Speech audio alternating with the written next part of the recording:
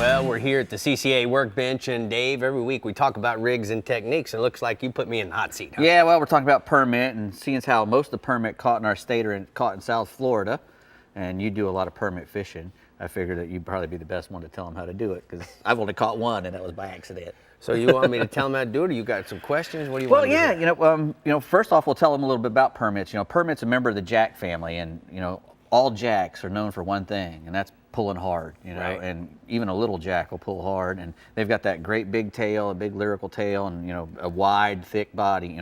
So when they get sideways on you, they can really pull hard, and especially when they get big, and they can get up to 50 pounds in the state of Florida. And we get some great big ones if you're fishing up in the Lake Worth area, Fort Lauderdale, both on the little nearshore wrecks and in the inlet right there.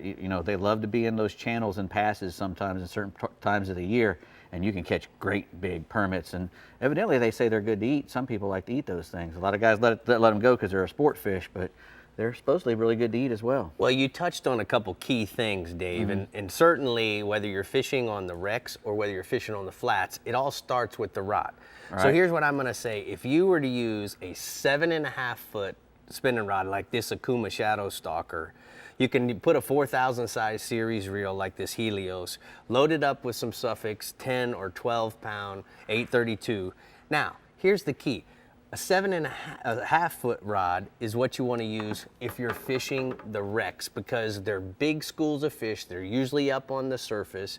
And what that does is it allows you to throw a lot further. A long way. Doesn't have to be a real accurate cast. In both cases, guys, whenever you make that cast, you want to crash the crab literally within 3 or 4 feet of the fish's face, so that you get the reaction bite. Just like a cobia. Okay, now if you're gonna fish on the flats, which that's what we do a lot in the Florida Keys and certainly in Biscayne Bay. They're a lot real skitty-ish up there too, aren't they? Yeah, you're gonna fish in the high phases of the tide, last 3 hours of the incoming, the first hour of the falling tide.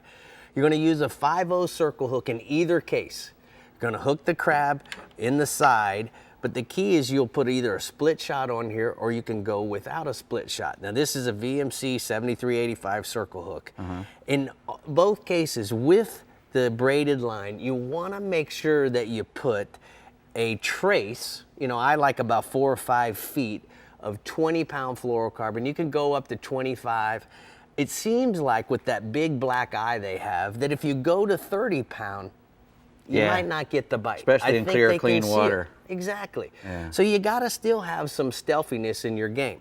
Now, on the flats, the reason why I use a 7-foot spinning rod like this one, this is going to be a new Ricky Red Rod series that's coming out from Akuma. The reason I like the 7-footer, Dave, is because on the flats, that's where the accuracy counts. You really have to. Now you don't have a school of 300 fish. You got one or two. 150 fish or 20 fish. You got 1 or 2. They're up there tailing. They're up there mudding.